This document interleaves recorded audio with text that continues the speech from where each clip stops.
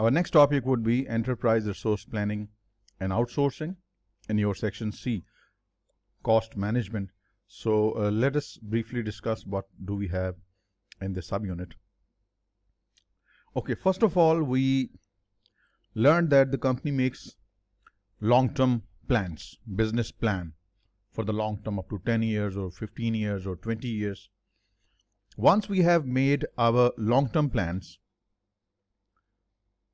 which could be up to 10 to 20 years, 30 years even, then we make some short range, also called the tactical plans. Short range, tactical and operational. Tactical plans can be up to 2 to 5 years, and operational plans can be on monthly basis, weekly basis, or maybe on yearly basis. So once we make long-term plan, then we make our short range, tactical and operational plans. So what basically they would include, let's say if we are involved in production and we make a plan for up to 20 or 30 years, long-term plan, then our short range, tactical and operational plans will involve how many production units we will make in the coming period, in the coming week, coming month, coming year. How many, let's say if I am a car manufacturer, how many cars will I manufacture in the coming months or coming years? And for that production, how much material would I need? What kind of components would I need? Who are the suppliers who will provide me the exact material as per my schedule, when they will deliver? This is very essential. So this will help us draw up our yearly plan. Maybe if you plan production on quarterly basis, quarterly plan or monthly plan. You have just discussed just in time in our previous lecture. Remember, just in time, basically it's a pull system. Pull system means you start manufacturing when there is customer standing at the door. Now what we are doing, what we are going to discuss now, it is a push system. Push system means we start producing in the hope that the customers might come. We do the production based upon our anticipated or our planned sales, what we are going to sell. So we plan accordingly and we produce accordingly. This is what you call push system. So we are going to discuss this in detail. So remember, our short range tactical and operational plan, they will help us plan how many units we will produce in the coming year, quarter and month, and what are the specific dates when we will complete the items, and when we will make them available for shipment to our customers. For this we have a system called the master production schedule. This master production schedule will contain the details about our production plan for the coming days, months, quarters and years. Let's say, just for the sake of an example, we want to produce let's say 10 cars in the coming month or the coming quarter. Coming quarter, that's Jan, Feb and March 2022, for example. This is what we want to produce. Now, for these 10 cars, we need to now plan how many tires do we need, how many tires do we already have, how many engines do we need to build, how many components do we need to have, how many components do we already have. So for this master production schedule, for making these 10 cars, we have to plan for the material, that what we need, how many tires, how many batteries, how many electrical wirings, cushioning and all that different items go into the manufacturing of a car. So the next part would be the material requirement planning, MRP.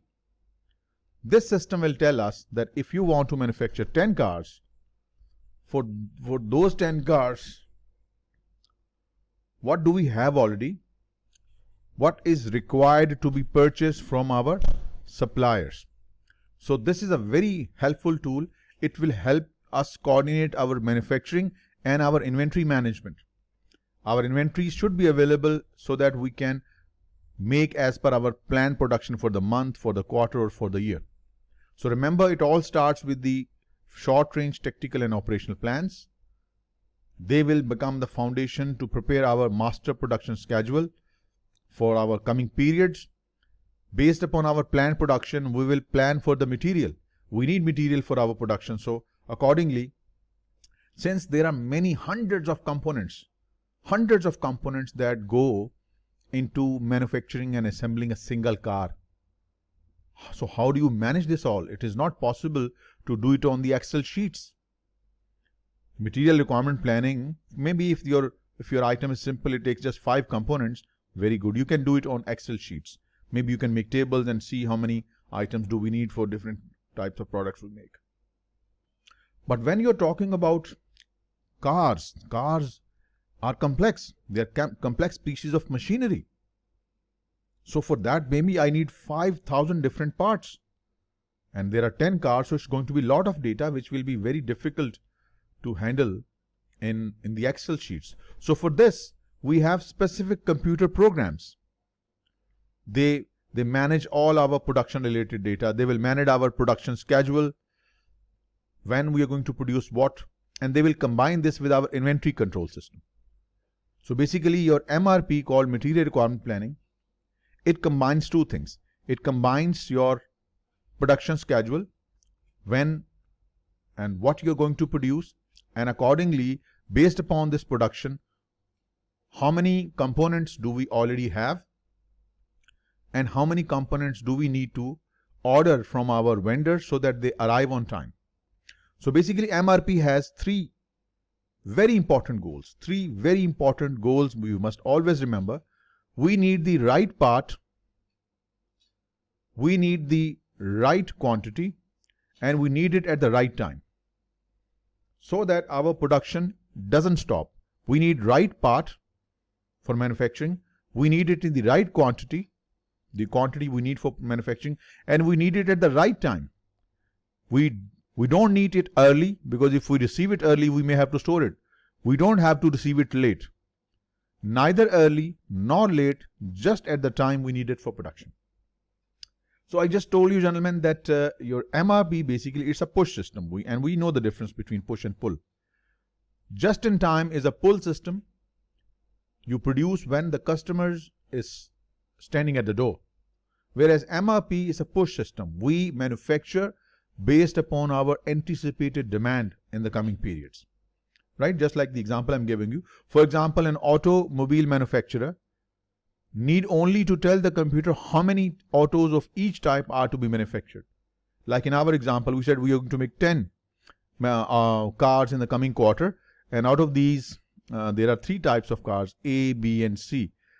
We are going to produce 4 A's, we are going to produce 5 B's and just 1 C. Total 10 cars. So for these cars, we need different components. We need different items that go into manufacturing these ABC. They are different models, so they need different parts to it.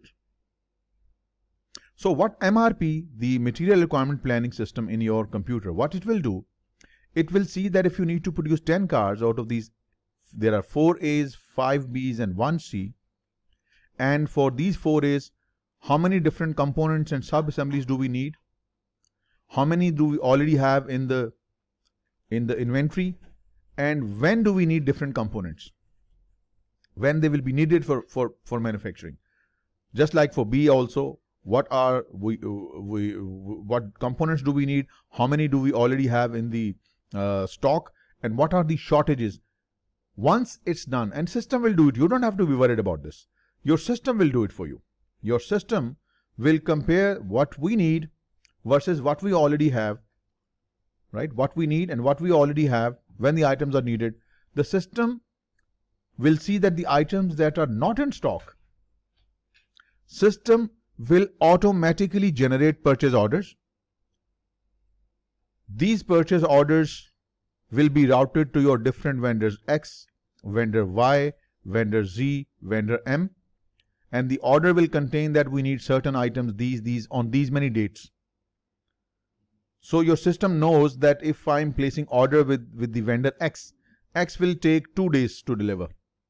This is called lead time. Lead time is the time gap between placing the order and receiving the goods. So system knows because we have fed this information in our system. So system keeps this in lead time in mind in its calculations, and accordingly the deliveries are planned in such a way that they are received exactly on time when we need them. This is not just in time, remember. We need for production. There are no customers. In just in time, there is customer standing at the door. But in MRP, there is no customer. We are manufacturing in the hope to sell in the future. So we received our goods exactly on time when we need them, when needed, so that we can save our time. Goods should not come early. Goods should not come late, because if they come early, then we may have to stock them. This is store them. That is cost to us, pile up of raw material. And if they come late, then there will be delays in production. So timings of deliveries are very essential, that the goods must be received on time. So once we use the MRP, we should expect some benefits. What are the benefits? I'm telling you again and again, MRP is a push system. We are manufacturing, assembling cars, just hoping that we will be able to sell them in the coming quarter, coming months, or coming year. Now, since we have planned our production for the coming quarter, coming year, coming months, like in the very first slide, see, we have planned for the coming year, quarter and month. We know when and on what days we will use our machinery. So this way, our machines will be less idle. There will be less idle time. In just in time, there could be a lot of times our machines are just idle. We are not working. We are just waiting for the customer order and machines are just there. We are not working on them. But in MRP, you use maximum, you utilize your machinery maximum, and you produce this and that in anticipation. So there is less idle time. Your machines are working most of the time. Lower setup cost means that since you are producing in anticipation that in quarter 1, quarter 2, quarter 3, these are going to be our planned sales. So you make setups accordingly. You don't have to reset things again and again. First you produce for quarter 1, then you produce for quarter 2, quarter 3. So your setup cost, less setups, and there will be accordingly lower setup cost. Your lower inventory carrying cost, because you will only produce what you can sell. This is important. You will only produce what you are going to sell. So this is going to save you a lot of carrying cost. But still you will have inventory. In just in time, there is no inventory ideally, or very little inventory. But in MRP, you will have some inventory, but it will be lower. Otherwise, you may be ending up producing so much that you may not be able to sell. And finally, since we plan according to the customer expectations, our production is based upon demand. So we can more easily accommodate the changes in the market conditions.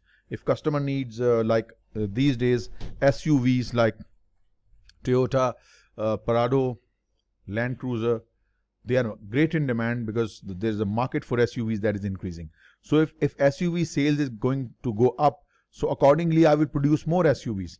I will produce more Land Cruisers, more Prado, so that because there is more demand for these items in the market. So you can change your production according to what is required. Now, what we have learned so far,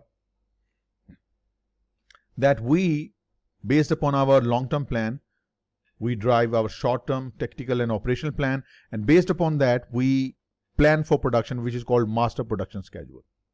What we are going to produce in the coming month, coming quarter, coming year.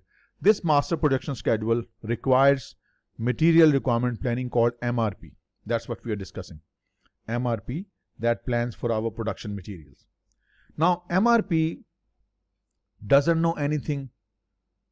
MRP must be told that when we assemble a car, it needs 4 tires, it needs 1 engine, it needs 1, 2, 3, 4, 5, 6 screens, or what you call the windscreen and the back glass and the side mirrors and all that. With this needs this, that. So MRP must be told what goes into manufacturing a car, so that we have the details there. This is contained in what you call the BOM, Bill of Material. This is coming in the next slide. So MRP doesn't know anything. MRP must be told, must be fed in the system. MRP must consult bill of material. And what is bill of material? Bill of material is a record of which items, which sub-assemblies go into the finished products. When we make a car, there are 4 tires, 1 engine, 2 headlights, 2 tail lights, that complete detail containing hundreds of items. This complete detail of what goes into producing a single item is called the bill of material. Now we have things much more clearer. We have a long-term plan broken down to short-term plans. These short-term plans will result in planning for coming quarter, year and the weeks, and this would require master production schedule, what we are going to produce and when, and this MPS will require material requirement planning, that when and where do we need what items. MRP doesn't know anything, MRP requires information, and this comes from BOM. So please keep this in mind. So we are right here at bill of material, that what goes into producing a particular product. Now here is a good example given in your GLIME textbook. So let's do this. See, it says a company makes a product, main product, and the main product has a name of AA115. This is quite an extended example. You should not expect any single question like this on exam. Mafi, this is impossible. No such question on exam, on your actual exam, because it's too long. Maybe it will take you 10 minutes to solve this question. So you can't get such a big question, but it's a very good question to understand the concept of what is bill of material. How do we do the calculation of bill of material? Okay, what kind of question you can get on exam? Let me show you for bill of material. So the question related to MRP and bill of material would be something like this, which is doable in about 1 or 2 minutes. So your examiner is of course aware that students are doing MCQs and they have 3 hours to do 100 MCQs. So your questions are arranged in a way and structured in a way that they are doable within 2 or maximum of 4 to 5 minutes, not more than that. So this is quite an extensive bill of material from exam point of view, but it's good for understanding. Let us discuss them so that you fully understand the idea. Now let's say this company makes a main product with the name AA115. This main item requires 1 component of CM12 and it requires 5 components of PR75. Further, it's not over yet. Further, this CM12 itself, CM12 further requires 2 components TT413 and 3 components XH511. And the second component PR75, it requires 1 LQ992. So if I give it a tree form, this would be like this, that AA115 requires 1 CM12 and it requires 5 PR75. Then further, CM12 requires 2 components. It requires TT413, how many? 2. Then CM12 also required another component XH511, how many? 3.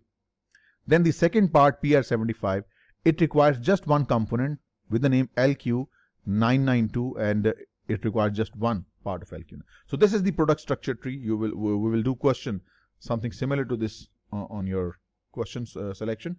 So this is how it is. So let's not do the draw the tree, just try to understand the concept. Now this is related to the previous slide, that your final item requires 1 component CM12, 5 components PR75, and each CM12 requires 2 TT413, 3 XH511, and each PR75 requires 1 LQ992. This is the same information as per the previous slide. Now, what is the current inventory level in our computer systems? Our computer system tells us that right now we have 25 CM12, we have 35 PR75, we have 50 LQ992, we have 30 TT413, 40 XH511. This is the current inventory. Okay, that's the material inventory on hand of these items. This is already in the system. Now, what is the company's plan? The company has 20 units of finished product. And remember, what was the finished product? This is the finished product, AA115. This is the item AA115. This is our finished product, AA115. So we already have 20 units of finished goods in inventory, which is not given here.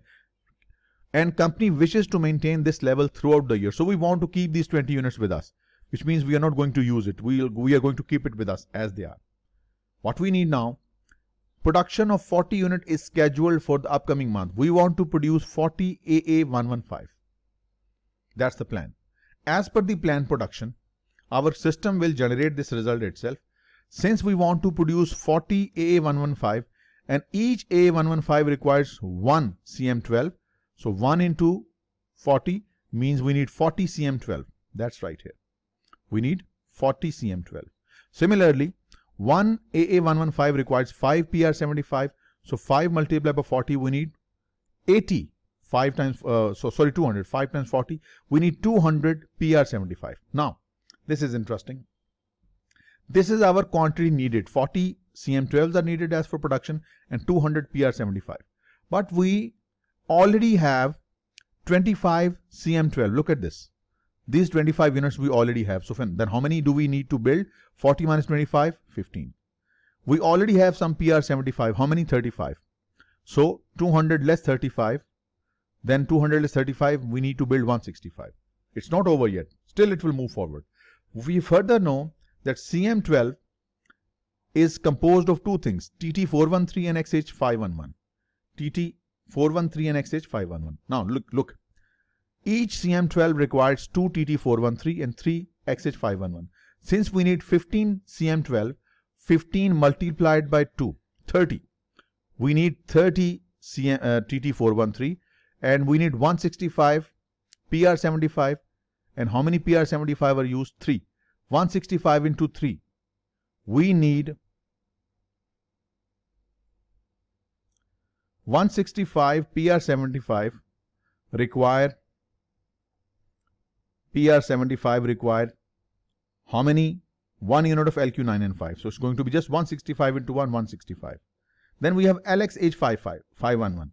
LXH51 are required 3. So it's going to be, how many do we need? 15 CM12. 15 times 3, we need 45 XH511. Now, what we have already, this is what basically we need for TT413. TT413, we already have 30. So 30 less 30, it means we need to purchase 0. How many XH511 do we need? We need 45. How many we already have in stock? We have 40 in stock, which means we will purchase 5 only. We need 165 LQ992 and LQ992 already have 50 in stock. So 165 less 50, we need 115. See, this is a complex calculation. It takes time, lot of time. So what you don't have to be worried about, your system will calculate these quantities to be purchased, and further your system will automatically place the order for XH511 and LQ992 and you will receive the goods exactly on time. Since your system has been told that it takes 2 weeks to bring CM12, and when do we need CM12? We need CM12 on 5th week and we need 15 components. Our system knows and we know it takes 2 weeks to bring CM12. So if we need it on the 5th week, we must, or system will place the order on 3rd week, so that when the order is placed on 3rd week, the goods will arrive exactly 2 weeks later on 5th, so that our production is done. So we will place the order on 3rd week for 15 items and the items will be received exactly on 5th week. That's when we need them. Similarly, let's take this item LQ992. It takes 1 week to bring the items in our production facility. When do we need LQ992? Look at this. LQ992 is needed in the 2nd week. Since it is needed in the 2nd week, the order system will place on the 1st week so that the goods are received in the 2nd week. So this is something very good for MRP. So MRP will automatically place the orders when it sees that certain items we need which are less in quantity. So system will automatically place orders for these items and they will arrive exactly when we need them, so that we don't have to wait for production and we don't have to or if we receive early, we may have to store them. So this is something good. So this is the system we call MRP. Now with the passage of time, there is always development. So computer scientists developed a new system called MRP2. This is a bigger system Because remember, in MRP, we just had production and inventory management. But MRP2 is a bigger system. It includes your not only production, it includes sales, inventories, scheduling, cash flows. So it's basically a much bigger system. And we use the same system for financial reporting and managing our operations, because both these use our same data, same transactions. So you can see that this MRP2 system is advanced because it involves purchasing, selling and distribution, work scheduling, quality management, forecasting, classification, warehouse management, storage, accounting. See, so much is done. But whereas in previously, MRP was doing just two things. It was just managing your inventory, stocks, and it was just managing your production. You can say just material planning and your production wherever it is there. So, but here, MRP2 is doing a lot of things for you. But things do not stop here.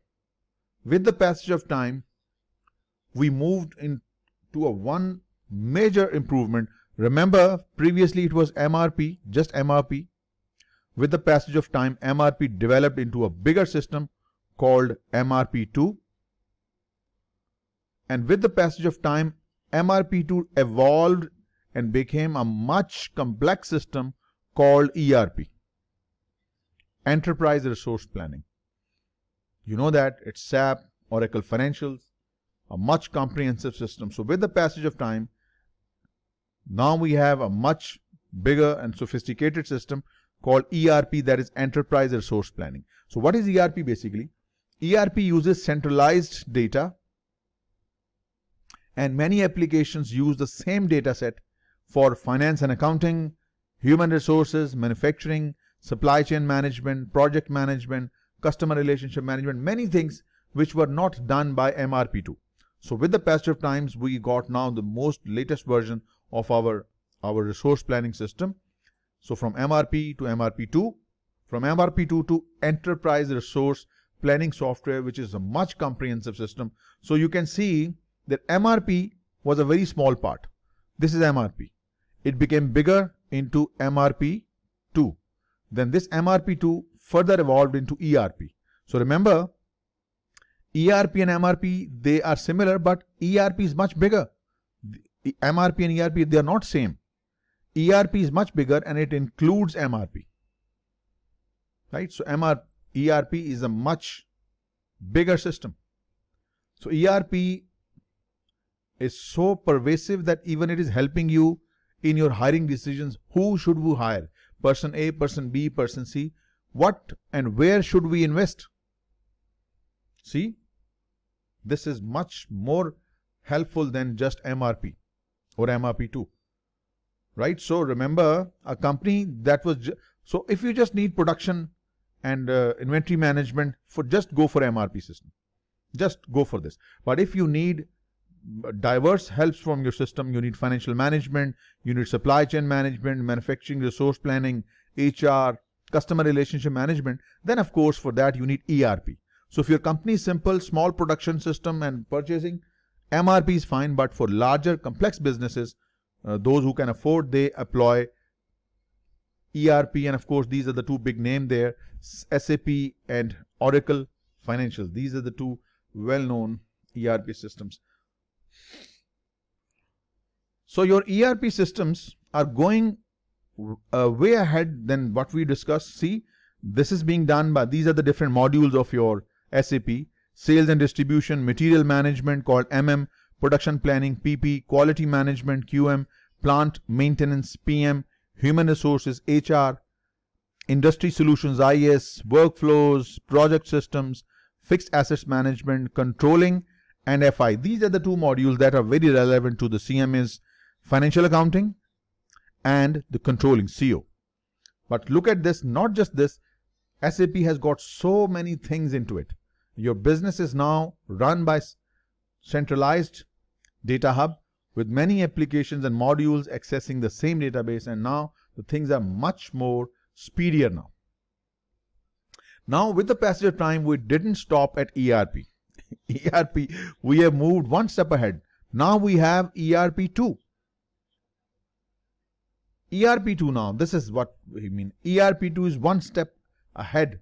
The current generation of ERPs is ERP2. Just like, so now we can say that then originally it was MRP, it developed into MRP2, then MRP2 developed into ERP, and now the latest current generation is ERP2.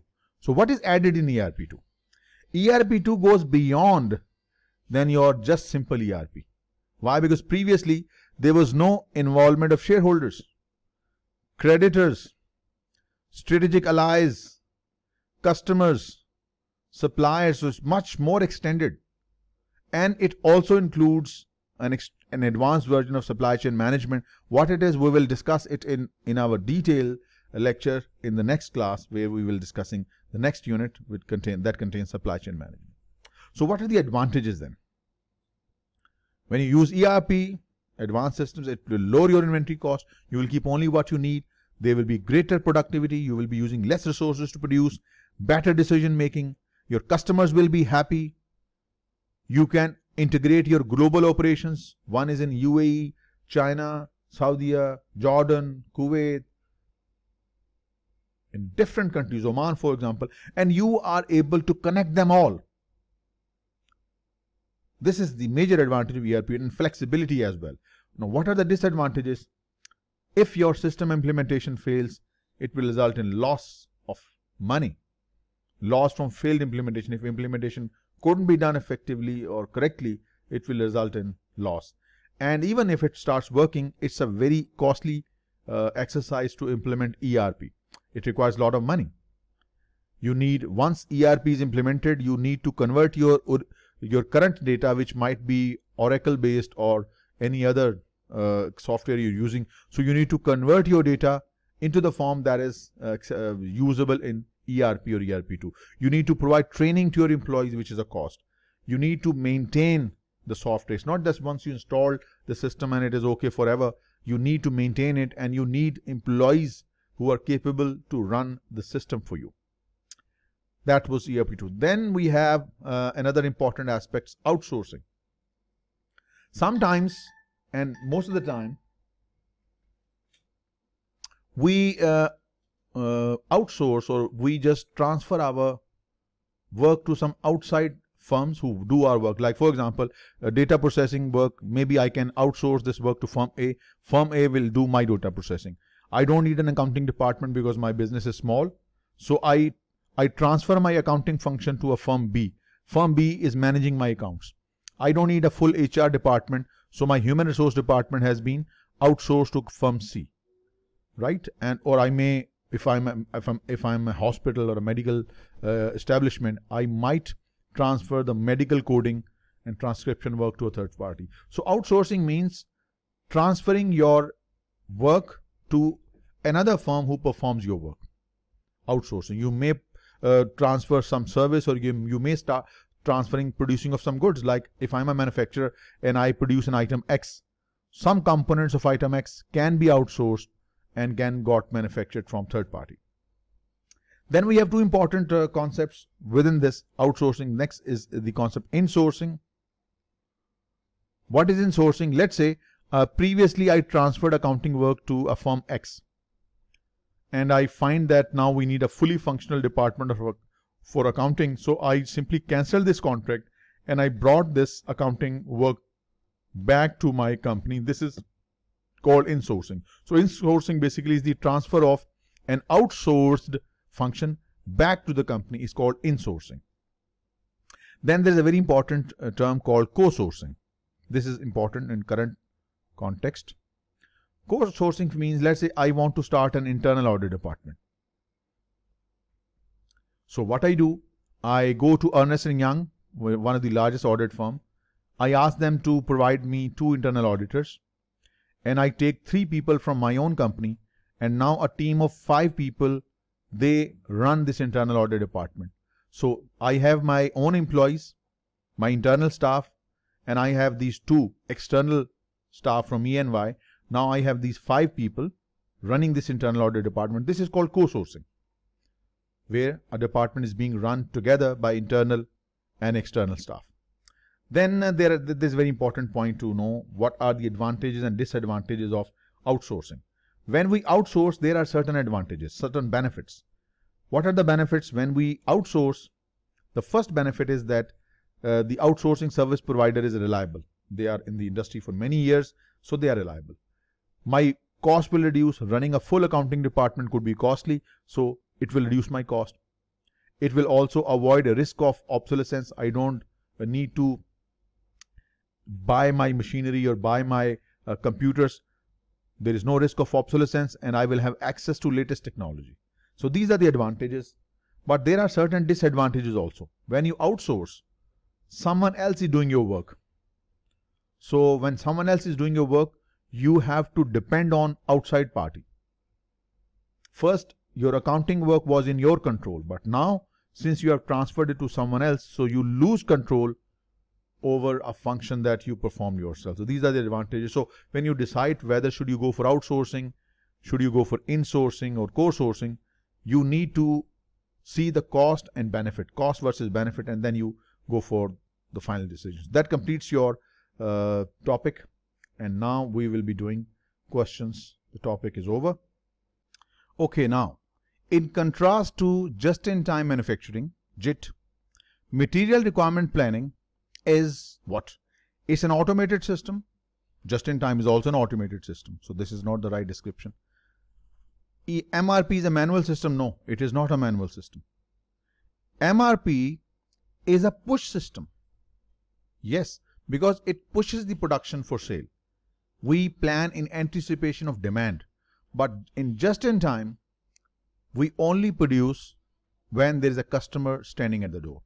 So that makes C to be the correct option. This question is a good one. This will explain you the idea of bill of material. Let us do this one. And let us take the pointer first. Okay. A company uses material requirements planning and manufactures a product with the following product structure tree, also called the bill of material. What it tells me, if you want to produce 1X, you need 2 A's and you need 5 B's. For 1A, you need 1 C. Then further, in order to make B, you need 3 D's, and 1 B requires 2 E's. Good question, kind of exam type question. Now the company has just received an order for 100 units of X. Okay, we need 100X, the finished product. The company has 80 units of X already. Now if you have already 20 units of X, you want to produce 100, 20 are already there, so it means you will produce 80X, right? Now, what exactly are we looking for? How many E's do we need? So basically this is what we are looking for, just E, and just focus on E. What you don't go for A, save time. Don't go for D, just go for X, B and E. Okay. If you want to produce 80X, because 20 are already there, we want to go 100. 20 are there, so we just produce 80. For 80 E's, how many B's do we need? 80 times 5. We need 400 B's as per the data given. How many B's do we already have? 100 units of B are already have, which means out of those 400, 100 are already there. So we need 300 B's. Okay. For 1 B, you need 2 E's. If you're talking about 300 E's, right? For 300 B's, we need 300 times 2. We need 600 E's. Now, if we need 600 E's, we need to see how many E's do we already have. We already have 50 E's with us. Since we need 600 E's, 50 E's are already available. So we are short of only 550 E. System will generate an order of 550 to the relevant vendor and tell them that we need these goods in that and that time and that place. So this is what we need. We need 550 E's. Okay, so that gives us B to be as a correct option, A to be as a correct option, 550. Moving on to the next question. The manufacturing concept that relates demand forecasts to specific dates for completion. That we need these many units in the coming period. Remember, we told you MRP is based upon demand. It's a push system. We produce in anticipation of demand, whereas just-in-time is a pull system. So the manufacturing concept that relates demand forecast to specific dates for completion, that what we are going to produce and when. What we are going to produce and when. This is called master production schedule. Let me give you the flow so you fully understand. It all starts with what we're going to sell in the future. For that, we need the master production schedule. When we are going to produce what, which year, which quarter, which month. This MPS takes details from material requirement planning. This material requirement planning will consult or take information from bill of material. This is the flow, right? So here we need MPS, that gives B to be the correct option. Next. Which of the following is not a typical benefit of outsourcing arrangement? Not a benefit. Let us analyze each option in detail. Yes, when you outsource, we just discussed your cost will reduce. Yes, the cost is reduced. You save cost when accounting function is outsourced. Access to technology. Yes, you can get access to technology of the outsourcing firm that has new technology. This is true. Avoidance of risk of obsolescence. Yes, you don't have to be worried about machinery or technology. You get your work done by someone outside. So there is lower cost, access to technology. You don't face the risk of obsolescence, risk of becoming useless. Your assets, don't have to invest in assets. So A, B, C are advantages. But D is not an advantage. Increase control over necessary function. This is incorrect, because when we outsource, in fact, you lose control. Outsourcing results in loss of control over necessary function. Your accounting is done by someone else. So this basically is a wrong statement. You lose control. Then, which of the following is not a goal of material requirement planning? We discussed that there are three overriding goals. We need the right quantity. We need the right part. We need it at the right time. But there is no such thing as right customer. Let me show you. These are the three overriding goals. We need the right part in the right quantity at the right time. So there is no mentioning of right customer. So for this reason, right customer is incorrect option. Question 7. One reason to outsource, when we outsource, is a firm can focus on. When we outsource, like we can outsource our accounting work, we can outsource our human resource, we can outsource our coding work. What is the benefit of outsourcing? Or what is the reason why do we outsource? Once we decide to outsource, we can focus on our core competencies, means something we do very well. So let us focus on something that we are good at. Focus on our core competency. What is a core competency? Core competency is a unique process or unique resource that you are very good at. So focus on what you're good. At which you are not good, outsource. Accounting not good, outsource. HR not good, outsource. Right? So this is the main reason when we outsource, we want to focus on our core competencies. What are our unique strengths so we can focus more on them. Again, this is a good exam type question. These are the kind of questions you can get on the exam of product structure tree, bill of material. Following MRP diagram describes the assembly of finished goods A. Now, 1A requires 1B, 1A requires 2 C's, 1C requires 1D and 3 E's. We are looking for E only, so just focus on this. Forget about D, forget about B. Okay. Now, the company has just received an order of 500 units of A. Okay. Do we have anything of A? Maafi, there is no A, so which means we have to produce all these 500. There is no inventory of A. For these 500 A's, how many C's we need? 500 times 2. We need 1000 C's. How many C's do we have? We already have 60 C's. Okay. So if we already have 60 C's, then how many do we need? 1000 less 60. We need 940 C's. Okay. Now, 1 C requires 3 E's. If we need 940 C's, so it's going to be 940 multiplied by 3. 940 multiplied by 3 gives me 2820. So we need 2820 E's. Don't jump to the conclusion. This is not the right answer because we already have 120 E's with us. Since we already have 120 E's, which means then we will purchase only 2700 E's, and that will give D to be the correct option. So it's going to be D. Then we have next question. It says Enterprise Resource Planning System, ERP. We just discussed this a little while ago. ERP does what? It integrates financial and non-financial information, true, from an organization's business process. This makes perfect sense because we have many business processes and ERP combines financial and non-financial information from many business processes. There is another term, option similar to this, financial and non-financial information from organizations' accounting process. Is wrong. Accounting is just a small part of the many processes that take place in the business. So you should not use a small word, accounting process. Business process is the right word. Now, why not B and C? Financial information, wrong, because it also includes non-financial. Financial and human resource systems only, again wrong, because ERP includes many, not just financial and human resource. So this is the reason why we go for A. So remember, when on the exam, when you're selecting an option, you should be very careful to select the one that is most appropriate in the given situation. Okay, next question. In traditional ERP system, the receipt of a customer order may result in, when we receive a customer order, what we do?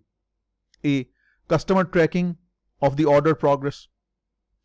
Question says, in a traditional ERP system, the receipt of customer order may result in, when we receive a customer order, what will happen?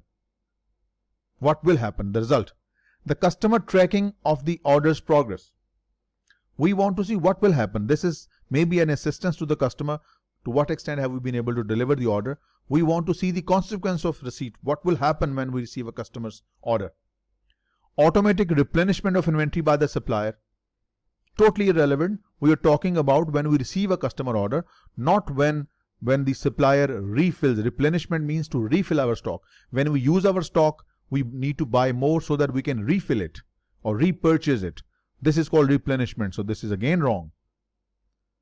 So in a traditional ERP system, the receipt of customer order may result in hiring or reassigning employees. Let us discuss this. An automatic adjustment to output schedule. Now, these two needs to be discussed. First, when we receive a customer order, perhaps we may have to assign worker X to a job so that this order could be filled. So we may have to reassign our employees. And if we do not have workers for this particular order at the moment, then we may have to hire a new employee Y for this job. So hiring a new person or reassigning our employees for this job, this makes sense. This makes sense that when we receive a customer order, this could happen. This could result. We reassign our employees. Fourth, automatic adjustment of output schedules. Let's say our production plan for the month, let's say, was to produce 103 units, right? This customer has requested for 7 items. So these 7 items will be added in our production schedule. So now we are going to produce 110 items. So it's going to automatic adjustment of output schedules, what we are going to produce in the coming month. So that makes perfect sense. So we are looking for the right options, and this combination 3 and 4 is what appears to be the correct combination of the options. Next, a primary advantage of ERP system. The main advantage we draw from ERP system. Separate data updating for different functions. This is very wrong. Very, very wrong. You should have not separate data, rather a centralized data around which many modules are built, and they perform like your financial systems, your control systems, your fixed asset investment system and all that. So you have centralized database, not separate data update points. This is a wrong option. This is a centralized data reservoir around which the work is done. Primary advantage of an ERP system is centralization of it. Absolutely. Data is centralized and many applications access this centralized data for different purposes. That makes sense. program data dependency. There's no program data dependency. The data is independent from program. Centralized reservoir of information around which different modules can get information for different purposes. Data redundancy. Data redundancy means there is repetition of data. No, there is very or almost no repetition. The data is stored once and once only so as to make good use of the storage. Data redundancy is very bad in IT. Your good database management systems keep as little space as possible and keep the extra information is removed. Data is kept in a way so as to maximize the efficient use of storage. So it means this is the right option, centralization of data. So that completes your enterprise source planning and outsourcing.